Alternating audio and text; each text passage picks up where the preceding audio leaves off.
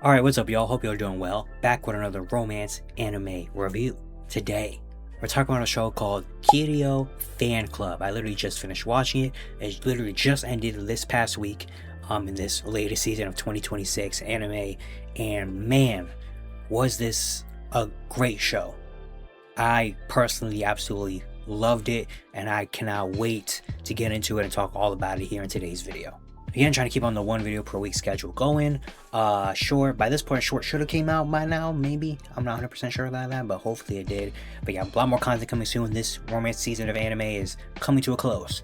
And so you're going to get a lot of content coming very, very soon. And, you know, we're really pumping it out around here. So stay tuned for all your romance anime needs right here. So now let's get fully into this review. So, Kiryu Fan Club. Honestly, this might be the most excited I am to make a video. Kiryu Fan Club. Such a great show to me personally. I came in knowing nothing about it, only knowing the name and seeing the thumbnail. That's it. That's the only thing I knew about the show. Didn't know anything. I usually try to go to these shows as blind as I possibly can. And I watched it literally in probably maybe a day. I was really impressed by it. I loved it really so much.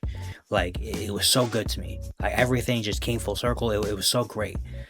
You know, it had its own really unique charm about it. Like, it's definitely a weirder show. It's definitely not really a conventional show, but it worked very, very well. So the main plot and the overarching theme of this show is there's these two high school girls named Aime and Nami, and these two both have a crush on a guy in their class named Kiryu, and they basically are the Kiryu Fan Club, where, you know, they try to find ways to get closer to him and battle basically to see who will be the one to win. So basically it's presented as like a love triangle between these two girls that love this one guy, and these two friends kind of fighting for his love and get into wacky different situations. The first impression of this show to me for the first couple episodes, definitely kind of weird. They have a lot of weird conversations. Aime and Nami, the only thing they ever talk about is Kiryu. Like, that's the only thing they talk about. Literally the only thing they talk about is Kiryu. No matter what it is, it's about Kiryu. And it just comes off a little bit kind of obsessive and kind of like weird a little bit to me when you're watching the first couple episodes. And they never actually talk to him in the first couple episodes. It's literally just about Kiryu, but they never have action and do anything about it. You know what I mean?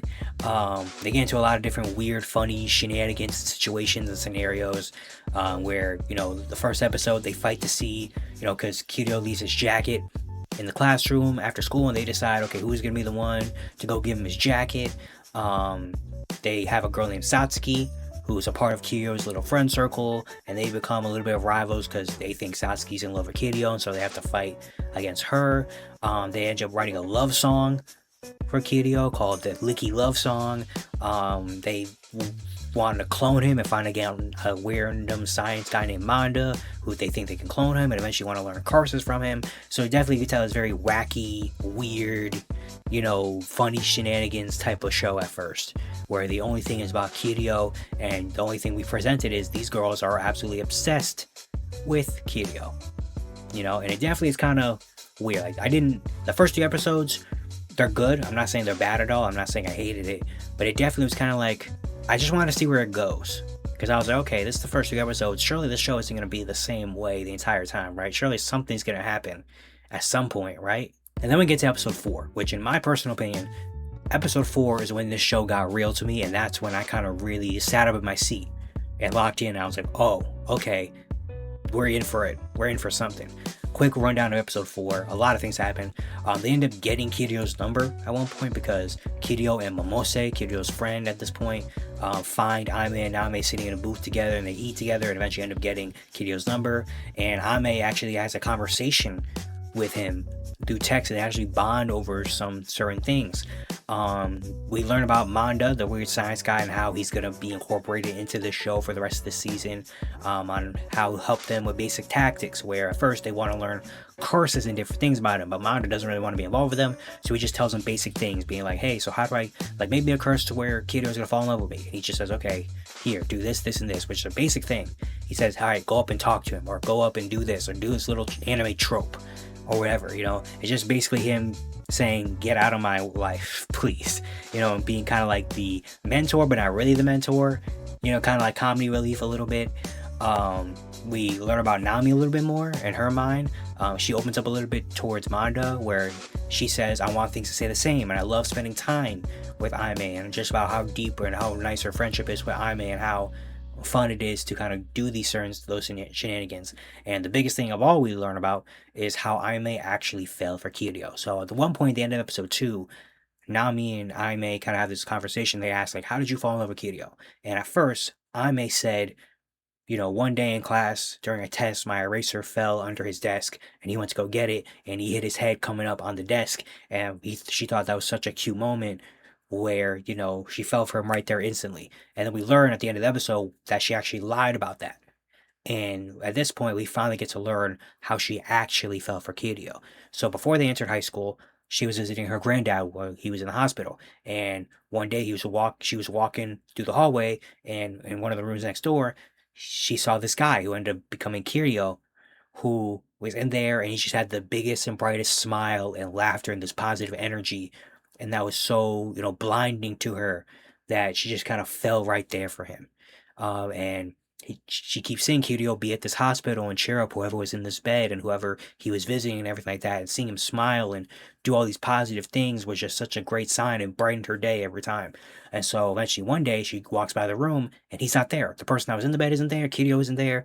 Nothing's there. She looks over to the side and see Kiryu was late. And unfortunately, the person that was in that bed, in that room, passed away.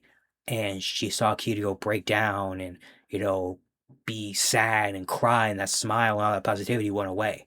And so that really stuck with her. And so now her main goal really for getting a Kiryu is she wants to see him smile again like he was doing earlier, which is super wholesome and super sweet. And it really makes you be like, dang, because at this point, Aime is very obsessive over Kiryu and very definitely weird a little bit about him and towards him, and says a lot of crazy stuff.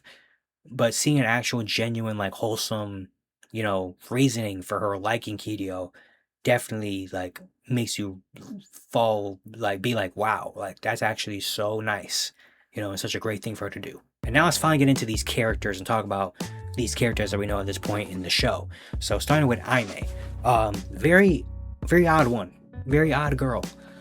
Says a lot of weird things, makes a lot of funny, weird expressions, and just does and says a lot of random things. Very random girl. She's a freak, honestly. She is a freak, but very wholesome, and honestly, I love her.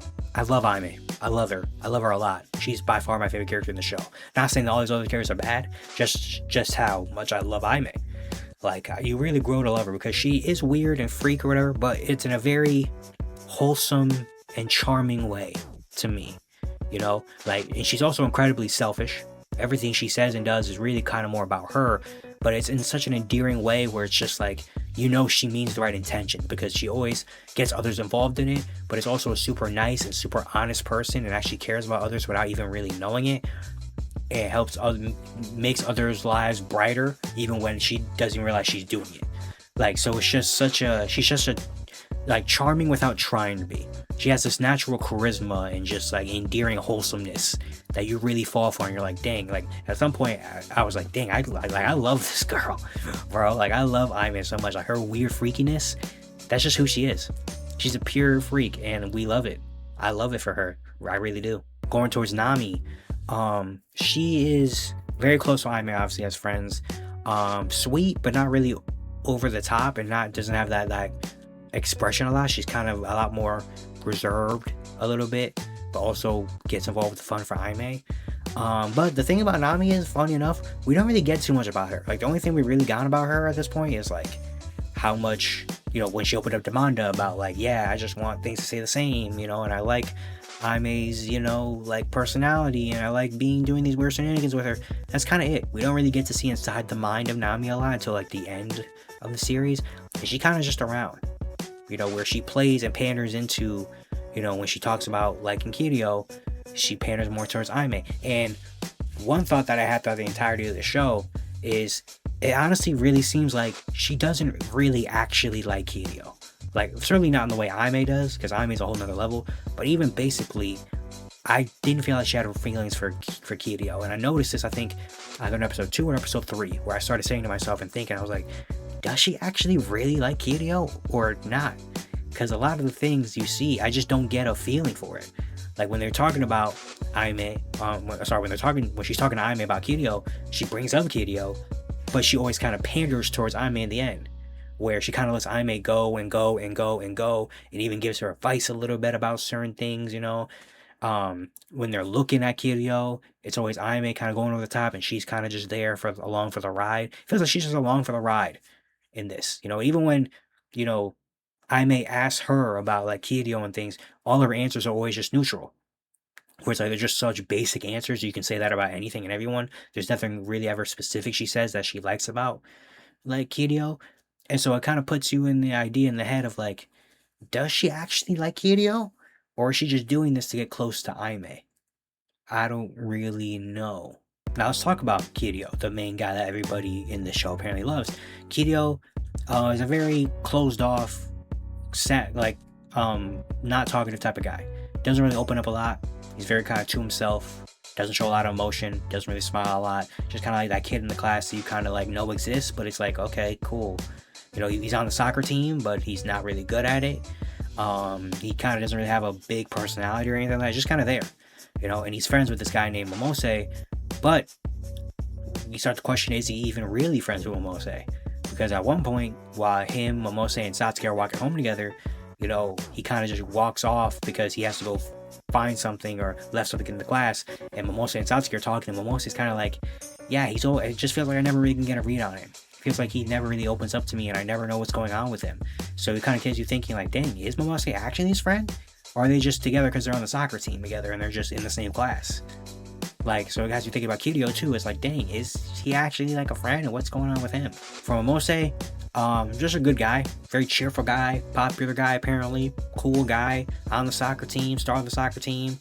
You know, he does have a crush on Nami, which you find out we find out. He's close to Kiryu, but again, he actually wants Kiryu to open up, and he doesn't. It insinuates a lot of things about wanting Kiryu to open up a little bit more and wanting to be a little more friendly with him, but Kiryu just doesn't really do it. And then we get Satsuki, who we see is very close to Kiryu and actually gets really close to Kiryu, like hugging him and doing all these things. And so the girls of Ame and Name both are kind of suspect that Satsuki has a crush on Kiryu. But then we overhear a conversation, and she kind of implies and lets it slip a little bit, which the girls kind of figure out quickly, that Satsuki actually has a crush on Momose. Even though she never really acknowledges Momose being there and everything, and they have this funny little bit or whatever, Satsuki actually has a crush on Momose, which obviously the girls are like, oh shoot, you have a crush on Momose, not Kiryu? Say less then. And apparently they do have a conversation about it, and it's implied that they have a conversation or whatever about it, but they never really show that conversation and never really, you know, talk about it.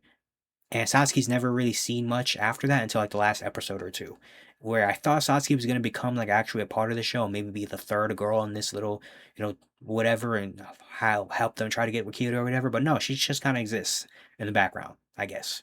And finally, Seira, the character we're talking about. So throughout the point of the show, for the first 4 episodes of this show, there was this random girl in a red tracksuit that was always in the background of everything the girls were doing. Literally go through dang near every scene, you can find her being in the background. Episode 1, when they're running around outside with Kiryu's jacket that he forgot in the classroom, she's in the window looking. Episode 2, when they're walking in the hallway after confronting Satsuki or looking at Satsuki or whatever, she's in the background recording. When they're writing the love song at the end of episode 2, she's outside of the window behind a tree recording them writing this song. At the end of episode 3, where Momose and Kiryu are there, you know, talking to each other in the restaurant in the booth, she's in the booth over listening to their conversation. During a flashback, I think in episode 4, where Aime says, yeah, I talked to Kiryu a little bit in the hallway, she's in the other wall behind them, stalking them and hearing their conversation. Every time that Kiryu and Aime, I'm sorry that there's so many names in this show, I'm gonna say a wrong name once in a while, I'm sorry. Every time that Aime and Nami are doing something involving Kiryu and everything like that, she's always there. And the thing about it that honestly got like bad about at one point for me was she's never even acknowledged that she's there. She's never in focus, like full focus. She's never spoken to. She's never figured out. She's just kind of there in every single possible scene. It's like, okay, who are you? Why are you here? Why are you in every scene? At first, it's kind of theories about, does she like Kiryu and maybe trying to sneak out the competition? Like, what is she? Until episode 5, we finally figure out who she is. Who she is. She is Seira. She's the manager of the soccer club, which Kiryu most important part of. And she's an otaku girl, so she's very odd in a sense. And so she actually is following around Aime and Nami because we learn one day while they're in their restaurant doing whatever, she overheard a conversation between Aime and Nami about Kiryu, and it got very, very weird. And so basically, she was like, "Oh, they're freaks and weirdos too. I like that, and I'm gonna stand and be fans of them because I like where their heads at, and they're just like me for real, but with this actual person." And one of the only reasons why she manages a soccer club is because Kiryu's there, and she knows that those two always flock towards Kiryu, so she wants to see the action for herself. Basically, she's us. She's a fan in the background, just wanting to watch everything happen. That's what her character is. She knows everything. She's always in everything. Like she is just eternally there, and I love her for that. One big part of the show is the school trip that they go on, which is a little 2 episode little mini arc. They eventually end up going to the same group with Aime, Nami, Momose, Kiryu, and Manda comes along. Even though Manda was advised by a fortune teller not to go on the trip, he goes on the trip and he's forced to by the girls because the girls needed 5 people so he can be part of the group of Kiryu, and so he eventually obliges to. Aime ends up getting more confident at this point in the show, where at first, in the first 2 or 3 episodes, feel like every time they're even in the same vicinity, she would die inside. Now she actually has plans to like, hey, we're gonna make Kiryu fall for me. I'm gonna show him, my funny side and all this stuff, and actually is like not afraid to talk to Kiryu anymore. Which is a good thing of taking a step forward. But with Kiryu during the school trip, we kind of get more of an insight on him, where he always kind of finds a way to step away from the group and be on his own. At one point where all the boys are in, literally every boy in the class is in one room talking about certain things, he finds a way away and just kind of sits by himself outside. During the next day, when the 5 of them are in a group going out together on their free day, he finds a way to escape from the group and kind of be on his own. And it's kind of like, dang, man, like, does he actually really want to not hang out with him? What's going on? And Manda actually sees this, and Manda tries to give him a little bit of advice of like, hey, man, like, you should be able to be happy on your own. You shouldn't have any reason to be happy because it's kind of insinuated by Kiryu, like, that he's not really happy or anything. And so Manda's like, hey, man, you should be happy and do all this stuff. You shouldn't be, have to find a reason to not be happy or something like that. To where, good advice that Manda gave him, but Kiryu didn't take it and didn't care about it because he was like, you don't know who I am, And Ame also grows a little bit more, not just by, taking control, and being more confident in the situation with Kiryu, but also wanting everyone to join in on the fun and make memories and kind of being a lot more open to friends. Where, she says at one point she was going to invite Kiryu out on her own to go, like do fireworks and everything like that. But eventually she was like, no, I want everybody to be there because I want to make memories with everybody. Contrasting from episode 1 where she said, hey, like, we're not rivals. I mean, we're friends, we're not rivals. Like, we're in a battle. But now she's kind of open up to more friends. Now let's dive into Kiryu's trauma, which really changes the entire tone of this show. This whimsical, unique, funny stuff, that all changes with Kiryu. So, Nozomi, he was Kiryu's best friend since they were little kids. They played soccer together, they had fun together. Someone that Kiryu was really close with, someone that Kiryu always smiled and laughed with, and honestly it came off as Nozomi was the only person that Kiryu really actually cared about and was really able to be himself around. Eventually, before they got to high school, Nozomi ended up getting sick and had to go to the hospital for a very long time, and Kiryu would always visit him, but Kiryu never really knew the severity of what Nozomi was going through. So he always said, hey, when you get out, we're going to do this, and when you get out, we're going to do this and this. And so eventually one day he's like, hey, man, like, are you actually okay? Like, you're going to be fine, right? To where they kind of have to break the news to him a little bit like, hey, man, not really. And we never know what the sickness actually is. We assume it's like some sort of cancer maybe, but we never really know how Nozomi got sick or what happened or what the sickness is. But that's what it is. He's fortunate not doing well. But Kiryu ended up staying positive throughout all of it. Always saying and speaking like, hey man, when you get out, when you get healthy, we're going to do this. We're going to go here. We're going to go play soccer. We're going to do all this stuff. And unfortunately, that didn't work out. And Nozomi ended up passing away, unfortunately. But before he passed away, he told Kiryu, hey man, like, please keep laughing and staying positive. Keep that smile, because that's what makes me, keep going. Like, basically telling him, hey man, keep being you, please. Keep being you. And unfortunately, after that, he passed away. And that really obviously hurt Kiryu and affected him in a big way, where now he doesn't really try and get close to anybody else anymore. He doesn't really have any friends. He doesn't really have anybody he gets close to. He never really smiles or laughs or does anything of that anymore, because in his head he thinks Nozomi was really the only person I had, and now he's gone. And so now it's like there's nothing else really left. And in my opinion, they never really say it, but it's kind of implied maybe that he kind of maybe feels like if he moves on and starts laughing or anything like that, it's gonna be like, I don't know about disrespectful for Nozomi, but it's kind of be like, dang, I'm just gonna leave Nozomi behind. And it's like that was my best friend I had since a kid. And obviously that messes you up. That's insane trauma to have. Like literally, they known each other since they were swinging on swing sets in the playground when they were little kids. You know, like that was his person. That was the person he cared about the most in life and was able to be himself around. And now he's just gone like that. Especially when Kiryu didn't really know the severity of it. And it's just like, there he is, he's gone. Like maybe he wasn't even really mentally prepared for that to happen. It just, I mean, it sucks. It sucks really bad and it's hurt. It hurts. And that's something no one should ever have to go through. But unfortunately, Kiryu went through it. And obviously, being so young and that happening to him really messes you up. You know, and so Kiryu is going through a lot of stuff mentally, and it really kind of makes sense why he isn't open to anybody, why he's always trying to be on his own, why he's never really a part of anything. He's just going always in the background. You know, like it makes sense. So eventually, Momose works up the courage to confess to Nami, to where Nami obviously ends up declining because she doesn't like Momose.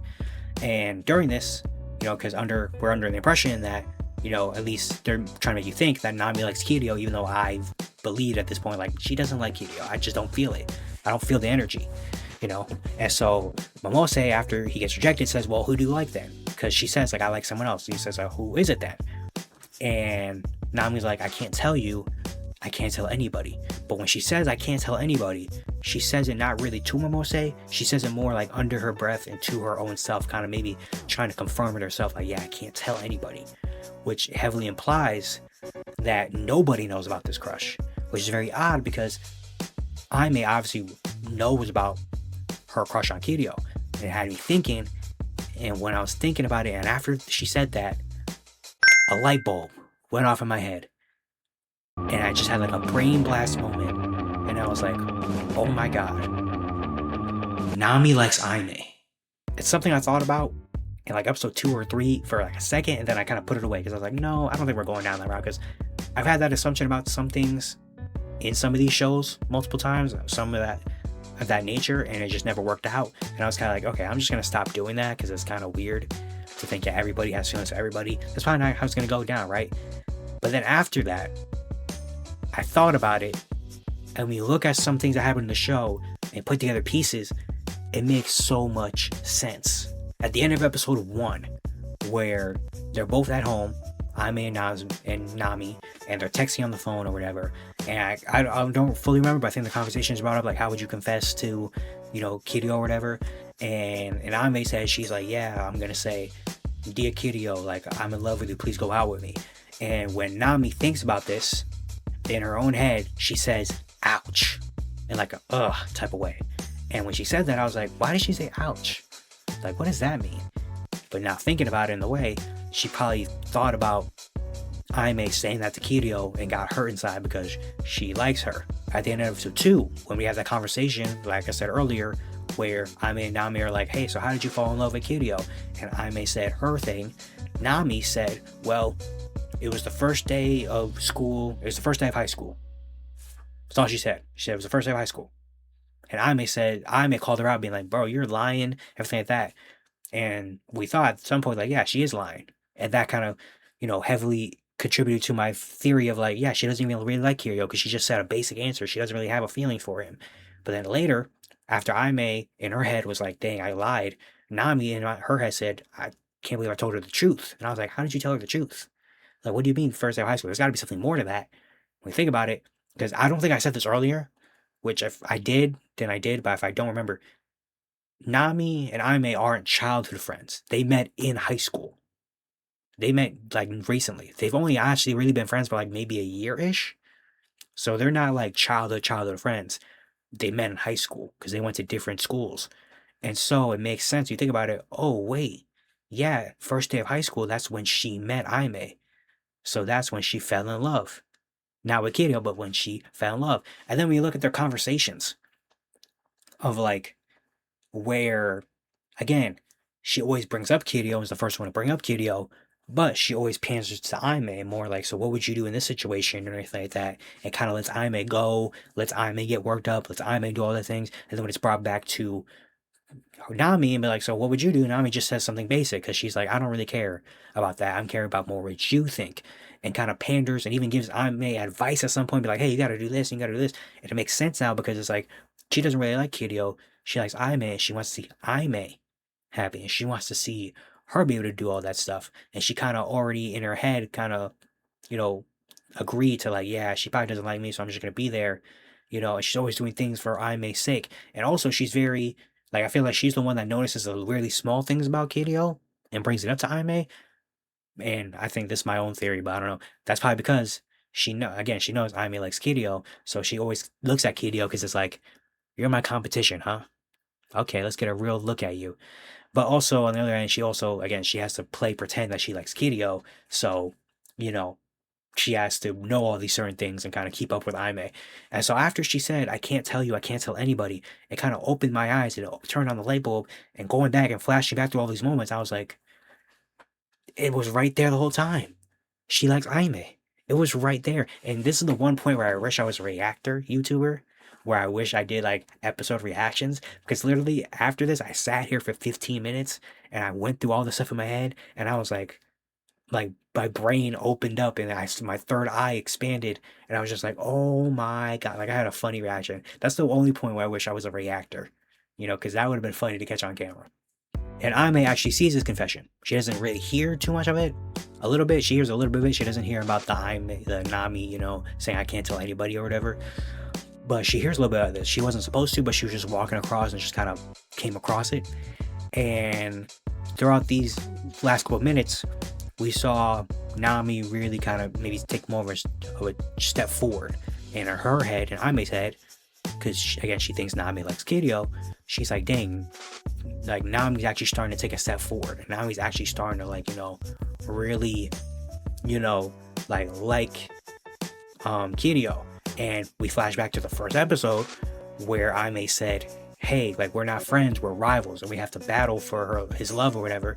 And she's thinking now, like, oh my god, this is Nami's fight. This is Nami being rivals to her or whatever. This is what it is now. And she kind of goes back and starts regretting saying that. She's like, dang, I actually want to be friends. Like, we are rivals, but also we're friends now. Because again, they're not childhood friends. They're still in the first process of becoming real, like, more friends. You know?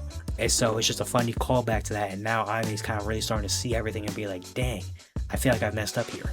And so we have a big spat about her friendship. First, we get to see the backstory of Aime, where growing up, she never actually really had friends. She was always the weird girl that always kind of did whatever she wanted to, where everybody kind of looked at her as kind of weird. She never really fit in with any of the other girl groups. She just was always alone, and she was comfortable and fine being alone. She was like, okay, I'm just gonna do this on my own. Okay, I don't really mind or whatever. And so she always just kind of was lonely. She never really had friends before, doesn't really know how to act like friends until Nami came along. And now Nami's her first actual, true, genuine, like, friend. And so then they get into a whole debacle, and Aime makes a huge deal eventually about, like, dang, like, I know we're friends, I want to be friends with you, but also it's like we're rivals, we both love the same guy. And so eventually when Kiryu, you know, confesses to one of us, or eventually when Kiryu gets in the middle of it and we get more comfortable there, I'm gonna have to choose between you and Kiryu, and I don't know if I'm gonna be able to do that because I love Kiryu and all that stuff, but I also want to be with you. And she kind of goes, like, starts rambling, going all of that, to where Nami eventually is like, hey man, like, it's fine. If you want to go out with Kiryu, it's okay. I'm not gonna be butthurt by it, because you being honest and happy about your feelings towards him, that's all I need. As long as you're happy and open and honest and doing what you do, like, that's okay with me. And also she says, like, hey, if you ever confess to Kiryu, I'll be right there and I'll have your back. Now we basically kind of confirming and, you know, kind of telling Aime she's going to take a step back so she can let Aime do her thing, you know, in a very cute, funny way. Also, it was a weird scene because in the middle of it, like, they're doing this in the middle of, like, a sting operation where, like, they're trying, like, these random people are trying to catch, like, a criminal and fraud or whatever. It's very weird. and like doesn't make sense, but that's the charm of the show. It's very weird, and it just added to the charm of that. She also almost slipped up.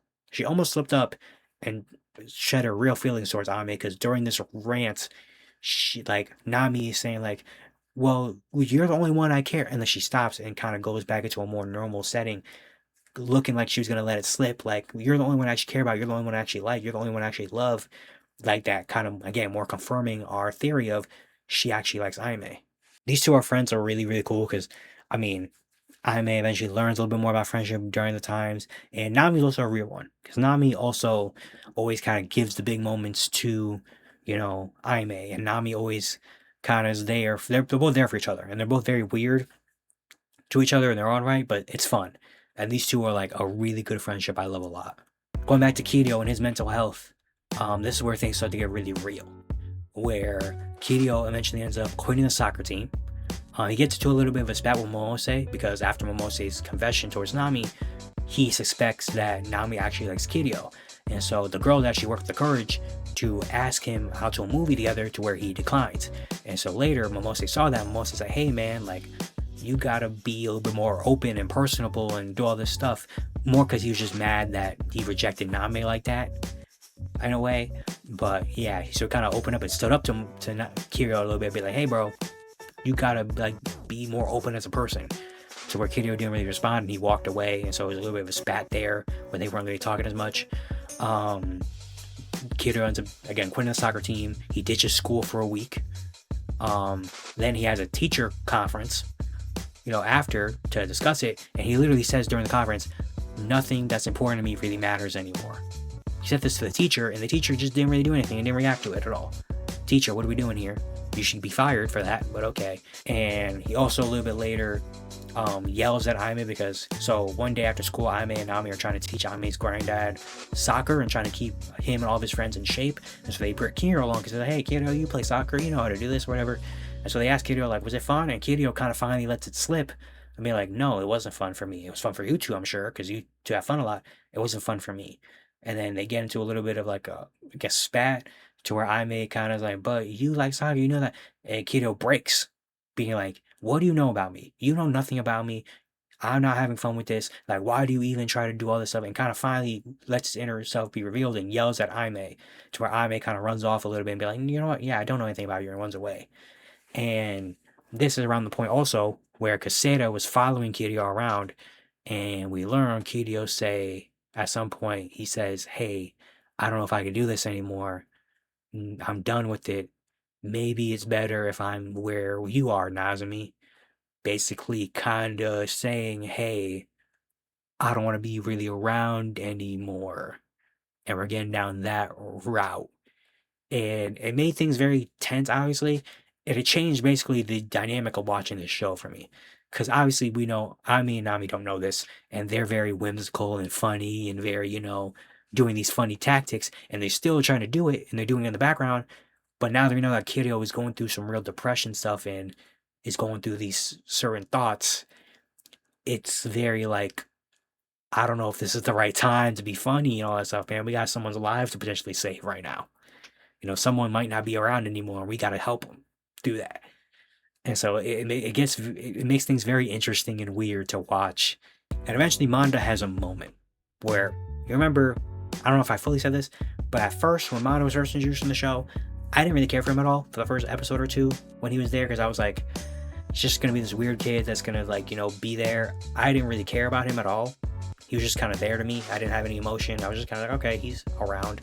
And eventually out the show, I was like, okay, he's cool. He's getting better, whatever. Finally, he has a moment in episode 11 where after this scene between Aime and Kiryu where they're yelling, they go to Manda's, science room. And, Aime says things to the tune of like, man, I wish I never butted into Kiryu's life. I wish, if we can do an alternate timeline, I wish Kiryu to be happy. Even if I never met him, it's all okay, because as long as he's happy, I'm okay with that. And Manda eventually kind of calls Aime out and be like, bro, you are so selfish. Like, how selfish are you of thinking that you're the reason why Kiryu's sad? He says, even if you were never in Kiryu's life and it was two other people, like, Kiryu, this would still be him. This has nothing to do with you. But you're just putting yourself in the middle of all this. Like, everything's about you, and basically calling her out for being selfish, which she very much is. and also calls both her and Nami out, being like, y'all are so aggressive and pushy, and just bring people into your lives, and put them at 100 miles per hour and everything like that. And then he says, but it helped me out of my mess, because we learned about Manda throughout the show that he also was kind of in a little bit of a similar-ish state to Kiryu, not as deep, but where he was kind of an outcast. He never really had friends. Everyone looked at him as kind of like that weird kid. And he never really found the importance of like, why do I need friends? Why do I need to do all this stuff? Kind of always locked away in his own science room, never really outside, until Aime and Nami came to find him. And those two kind of getting throwing him into the fire, and all of a sudden now they're friends, and now they're talking, and now they're doing all these fun things. Now they're out on the school field trip, and now Manda's talking to them. Like, it kind of opened up his eyes a little bit more, and he kind of now was like a little bit more open to things and a lot more friendly, with them and to other people. And it's all because of Aime and Nami's kind of weird, funny way of introducing people and kind of being who they are, their weird selves. And so he thanks them for that, thanks them for opening their eyes, and he gives them confidence, saying, you could probably do the same to Kiryu as well, and kind of helps him out of that rut. And at that point, I was like, you know what, Manda, you're really cool. Like, it was the moment of growth where I was like, you know what, Manda, you get that approval from me, man. You did your job. You did your thing. You said what needed to be said. And Seda also comes in as a big MVP too, because she runs into the girls and ends up telling them, hey, Kiryu's going to be at school for that teacher meeting tomorrow at 6. Come through if you want to do something. And at this point, they don't know who Seda is. Like, they've had one conversation with her randomly in like episode 5. That's it. Seda is always in the background. But she kind of steps in and butts in and is like, hey. And she kind of reveals herself. Be like, no, yeah, I'm going to watch you guys all along. I know everything about you guys. I'm a fan of yours and everything like that. And they're both like, what the hell? But I guess we got this advice. So, okay, we'll roll with it. And now we get to the finale. The final episode, which was done in the best way it possibly could have been done. So Aime and Nami find Kiryu, and they do this sort of dragon comedy bit, because one of Kiryu's nicknames is like Dragon, because of a funny thing that happened in school. Do like this random comedy sketch, where at first Kiryu wants to laugh, but doesn't laugh, and she ends up running away, because he doesn't want them to see that laughter and funny emotion, because he doesn't like experiencing happiness at all. And so they end up running after him. They follow him to the roof where Manda's there. Momose and Satsuki also see this and follow them up, and so everybody's on the roof. And this is where Aime spills the beans about the situation and tells Kiryu, like, hey, I know about Nazumi, I know about all that, I just want to see you smile and everything. And Kiryu also opens up a little bit too, and is like, seeing you two girls, and then also seeing Momose and Satsuki being happy and radiant and all that stuff, it hurts me. And he said this multiple times throughout the show. He said this to Nami, he said this to Manda, he said this to a lot of people, where he sees Aime and Nami being happy and being funny or whatever stuff, and it hurts him inside, because he knows he had that with Nozomi, and now it's gone. And every time he sees that, it reminds him of Nozomi not being here anymore, and it makes him even more hurt and more depressed and more sad and more not wanting to be here anymore. And while he's going through all this and going through all this sadness, Nami eventually is the one that ends up speaking out and yelling at him, basically like, hey dude, like, the only reason we're like this, the only reason we're doing all this is because of you. Like, you're the part of all this, which obviously is true, because those two are only friends because of Kiryu in a little bit. And Kiryu's like, what the hell are you talking about? And so those two start going off and explaining everything they like about Kiryu, being like, no, I like this, I like this, I like this, and kind of going back and forth and band for band on it. And Kiryu's just sitting there like, what the hell is going on? And then during this, all of a sudden, Seda comes in and brings a band. He brings 3 guys, 2 guys with guitars and a drum set. And I was like, okay, guys, time out. Seda, what are you doing? I was like, why are we doing this? Why are there people with guitars here? What's going on? I was super skeptical. I was like, guys, we're doing good things right now. What are we doing here? Seda, what is happening? Like, you've been such a great character. Are you going to fumble this? What is the point of this? Like, why are you here? I was so scared that they were going to ruin all of this. And eventually she says, hey, basically tells the band, hey, hit it. And they start playing a riff. And what they start playing is the Licky Love Song, which is the song that Aime and Nami wrote for Kiryu in episode 2. And they brought it all the way back into here. And when I realized it, I literally got up and walked around my room for 5 minutes, and I was like, no freaking way. We brought the song back, and they finally get to sing this funny love song towards them, because it's been referenced a lot throughout the show. Like literally, it feels like dang near in every episode they find a way to reference it, whether it's one of them randomly singing it, one of them talking about the song because it's iconic. Like they always brought up the song, and now it's finally being used, and it's finally being sung towards Kiryu in this big moment in episode 12. And so the band in the background is singing it, and of course Sada knows, because Sita, she was there when they wrote it, and she knows everything. So she, I guess, taught the band the music, and they play the instrumental to where Aime and Nami sing the song to Kiryu in a very emotional scene where they're all crying and everything's fun. And the lyrics of this song are actually very much geared towards Kiryu specifically. Specifically, it was written by Aime. Nami more like composed the music and did the piano and everything like that. But she helped a little bit with the lyrics, where it's about like it's called the Licky Love Song, because at first the first lyric is, you know, when I see your tears, I want to lick them up. You know, which at first Nami put as a joke, but Aime kept it in there. And all we listen to the lyrics, all of them are kind of built around Aime's situation with Kiryu and about her wanting to help him smile, you know, and liking everything about him. And it throws in fun little references here and there that Kiryu knows about, you know, their relationship and everything like that. And just a wholesome moment. And even Nami ends up letting Aime basically take over the song and sing the end of it, because it's a lot more powerful for her. And she goes up to Kiryu close and touches him and singing it. And at one point, even Nami is singing it while looking in Aime's eyes, basically kind of insinuating singing it towards her. It's such an incredible scene. Such an incredible freaking scene. And it's just talking about tying everything back together and bringing everything full circle. You can't really do much better than that.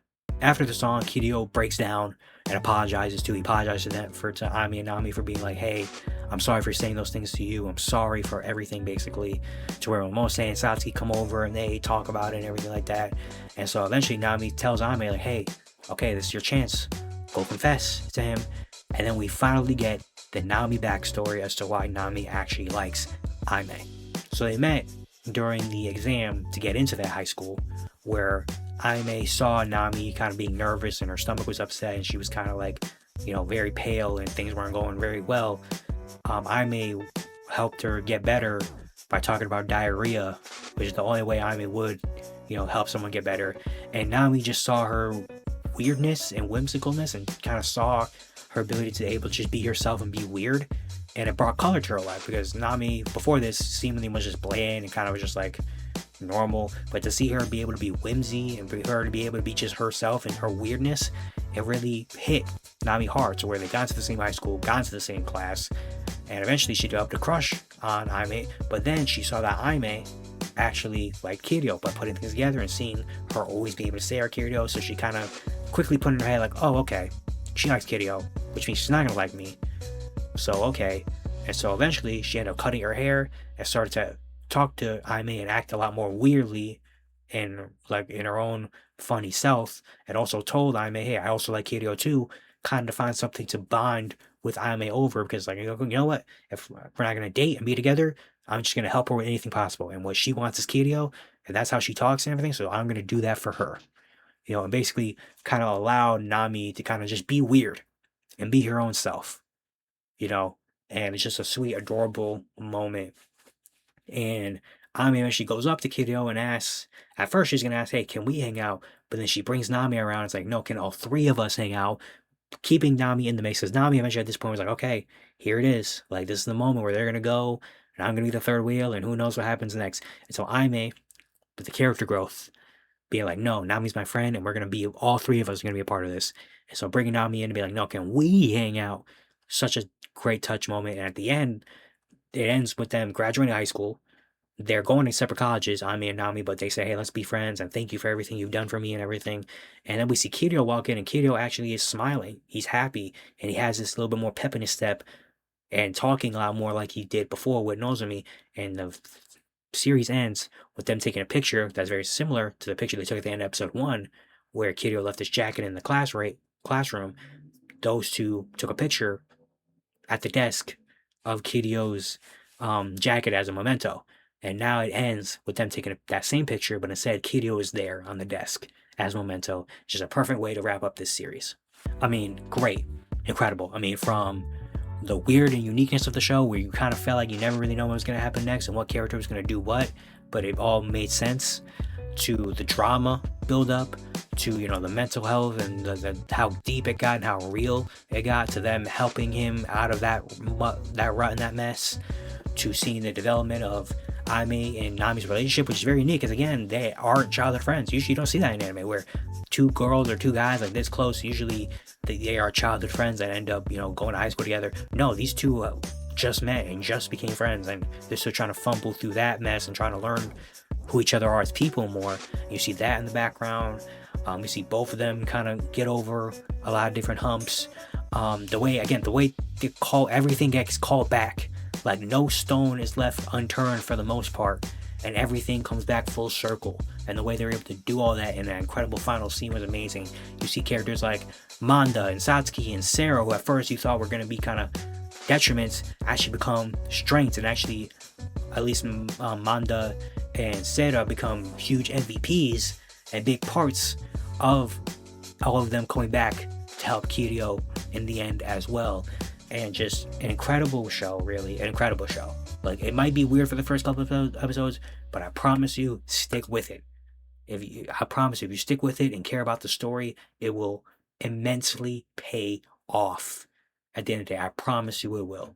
You know, it might not be one of these romance where, you know, it's going to be the most popular, it's going to be the most well-loved, like anything like that, but if you watch this show and care about it, you know.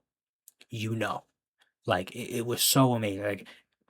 Like, ran through every expectation I could have had. I thought it was going to be just a solid show that was going to be funny and weird or whatever.